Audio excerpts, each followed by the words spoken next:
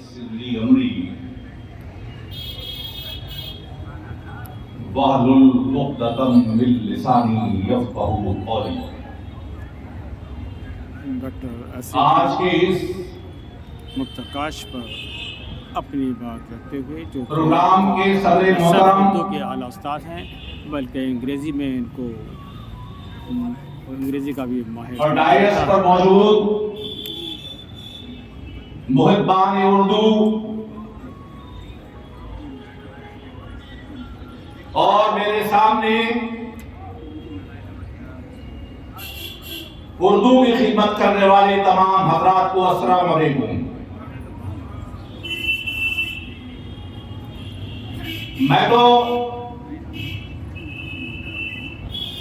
مجھے تو آج پتا چلا ہے کہ اویس زبان شمسی بھی بہترین تقریر کرتے ہیں.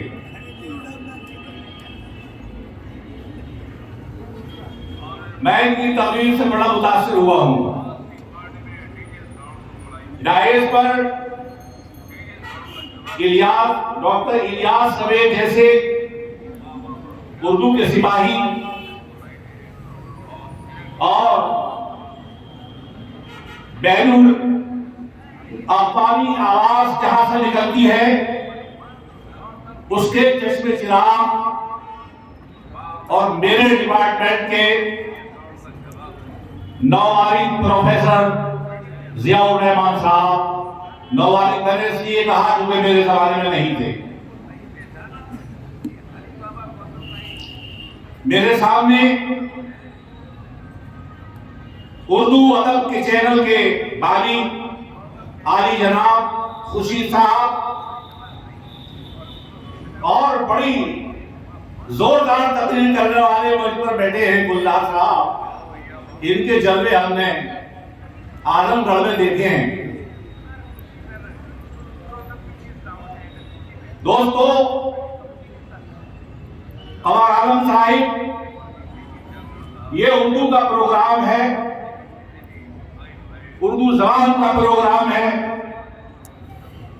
مجھے قدر افسوس یہ ہے کہ اردو کے تعلق سے کوئی بات ابھی تک نہیں ہوئی. اردو کیا ہے؟ بیشتر لوگوں کی آمدنی کا اس وقت ذریعہ بنی ہوئی ہے. کبھی 2-3 ہزار روپے تنخواہ ملا کرتی تھی ان ٹیچروں کو، آج 80-90 ہزار روپے مل رہے ہیں. مگر اردو کو اردو والوں سے ابھی بھی نہیں جوڑا گیا. یہ افسوس ہوتا ہے کہ کرسیاں اردو کے پروگرام پر خالی ہیں. اردو کو زبان کہا گیا ہے اور لشکر کے اندر تمام لوگ ہوتے ہیں. یہ زبان الیاس سوید صاحب ہندوستان کی یکجہتی کی زبان ہے. جس طرح خورشید صاحب چراغوں کا اپنا کوئی بقا نہیں ہوتا، چراغوں کا اپنا کوئی مذہب نہیں ہوتا. مندر کے جس تاک میں چراغ جلتا ہے وہاں وہ روشنی پھیلاتا ہے، اور وہی چراغ جب حرم میں جلتا ہے تو اس کی روشنی وہاں بھی کم نہیں ہوتی. اردو بھی اس کا مذہب کوئی نہیں ہے، اس کا مذہب محبت ہے، اخوت، بھائی چارہ اس کا پیغام ہے، اور لوگوں کی شرافت کا ایک نشان ہے.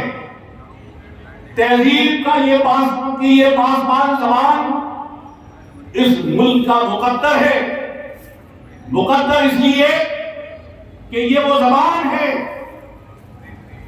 گرگ صاحب، میں آپ کی توجہ اس طرف مقبول کرانا چاہتا ہوں کہ یہ وہ زبان ہے جس نے اس ہندوستان کے مجاہدوں کے دلوں میں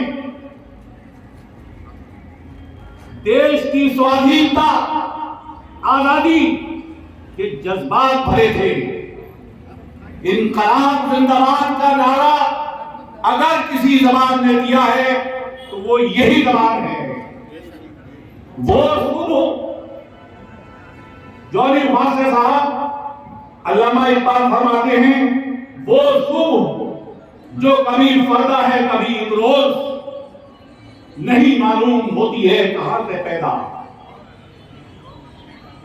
وہ صبح جو کبھی فردہ ہے تو کبھی امروز نہیں معلوم ہوتی ہے کہاں سے پیدا.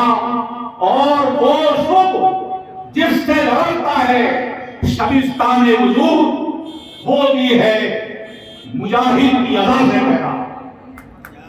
اردو کا مجاہد جس کو 500 نمبر کی اس وقت ٹائپ موجود ہے, کنور نسیم شاہد ٹائپ پر موجود ہے. پروگرام کے 3 سے ہونے سے 3 روز قبل میرے پاس تشریف لائے تھے. میں نے کہا بھائی تمہاری عمر تم جس عمر کے جس پڑاؤ پر ہوتی ہے مجاہد کی ادا سے پیدا. میں یہ کہتے ہوئے اس پروگرام کو مختصر کروں گا, اپنی تقریر کو مختصر کروں گا کہ اردو کوئی ایسی زبان نہیں ہے بلکہ یہ وہ زبان ہے جو عوام کی زبان ہے. اس کا اسلام سے کوئی تعلق نہیں ہے, اس کا مسلمان سے کوئی تعلق نہیں ہے. اگر اس کا تعلق صرف اور صرف مسلمانوں سے ہوتا تو غالبی ہوتے, نیری ہوتے, مومنی ہوتے, عملی ہوتے, مذہبی ہوتے, علی قطب شاہ ہوتے. کہ لوگ چند محروم نہیں ہوتے, کرشن چند بیدی نہیں ہوتے, پریم چند نہیں ہوتے. گرگ صاحب یہ زبانیں وہی زندہ رہتی ہیں جو عوام کی زبان ہوتی ہے. اس کی میراث اسی کو ملتی ہے جو اس کا قدردان ہوتا ہے. اور اس کی قدردانی ہندوستان کے خوبصورت ماحول کے اندر ہوئی ہے, عرب سے نہیں آئی. حرم شریف کی زبان نہیں ہے, یہ کسی امام کی زبان نہیں ہے. اس کا حیولہ ڈاکٹر نوید صاحب آپ اس سے بہتر جانتے ہیں, متعدد کتابوں کے آپ مصنف ہیں, ایک سینکڑوں شاگرد آپ کے شاعری کے مذہب میں ہیں.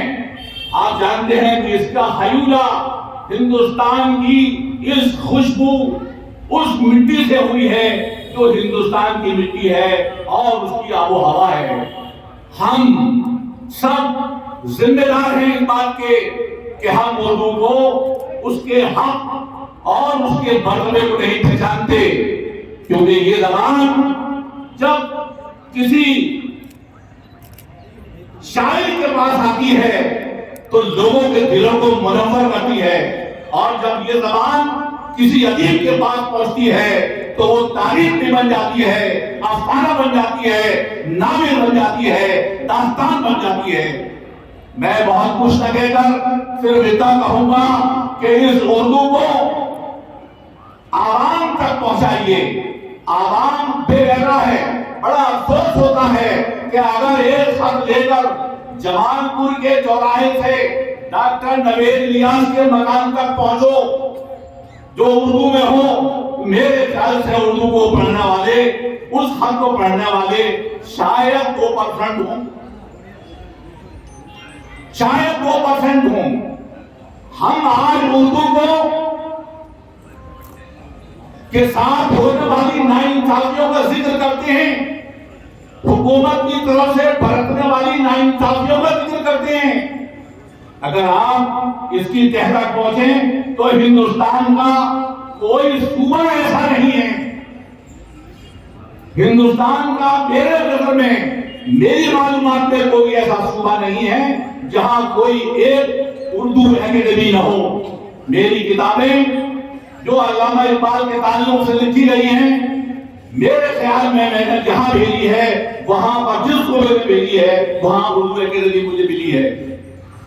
اردو کی خدمت ہم نہیں کر رہے، صحیح معنوں میں اردو کو ہم اپنے بچوں کو نہیں پڑھا رہے، ہمارے بچے نہیں پڑھ رہے۔ اس کی وجہ ایک ہے کہ یہ روزگار سے جڑی ہوئی نہیں ہے۔ اگر یہ روزگار سے عرفان صاحب جڑی ہوتی تو یقیناً یہ اسی حیثیت میں ہوتی جس حیثیت میں دوسری زبانیں ہیں۔ لیکن ہمارا کوئی جھگڑا نہیں ہے، ہمارا کوئی اعلان نہیں ہے۔ حکومت سے ہمارا صرف یہی مطالبہ ہے کہ اس زبان کو روزگار سے جوڑ دیا جائے، ورنہ آپ اپنے لیول کے اوپر اپنی اردو اکیڈمی جو قائم تھی وہ آج بھی قائم ہے، NCPUL جو قائم تھا آج بھی قائم ہے، جہاں بلک کے طور کے اوپر اردوؤں کو کتابوں کو خریدا جاتا ہے۔ لاکھوں کتابیں NCPUL کے اندر موجود ہیں، پڑھنے والے نصیب نہیں ہیں۔ لیکن ہم یہ شکوہ نہ کریں کہ حکومت کی طرف سے ساری ناانصافیاں ہیں، ہم اس کے ذمہ دار نہیں ہیں۔ ہم بھی اتنے ہی ذمہ دار ہیں جتنے وہ زبانوں کی کہ برے حشر کے ذمہ دار ہیں۔ زبانیں وہی زندہ رہتی ہیں جو زبانیں عوام تک پہنچتی ہیں۔ میں بڑے تکلف سے ڈاکٹر صاحب کی بات کہوں گا کہ سنسکرت زبان دنیا کی مشہور اور مالدار زبان، وہ زبان اگر عوام تک نہیں پہنچائی گئی اور وہ ایک خاص فرقے کے رہ گئی جو عربی زبان تھی۔ اردو زبان عربی زبان بھی ہے، شعری زبان بھی ہے، شراوت کی زبان بھی ہے، یکجہتی کی زبان بھی ہے اور عوام کی زبان ہے۔ ہمیں آپ جیسے مخلص لوگوں کا سہیوگ اور تعاون چاہیے کہ اس اردو کے کارواں کو ہم وہاں تک لے جائیں جہاں تک اس کی پہنچنے کی اس کا حق ہے۔ اللہ حافظ۔ بہت بہت شکریہ۔